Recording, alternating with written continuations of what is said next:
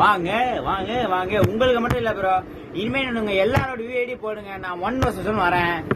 நான் ஜெயிக்கிறோமோ தோக்குறோமோ bro, match சீரியஸா இருந்ததுன்னா நான் யூடியூப் சேனல் டைரக்டா வீடியோவாவே போஸ்ட் பண்ணிடுறேன் ப்ரோ.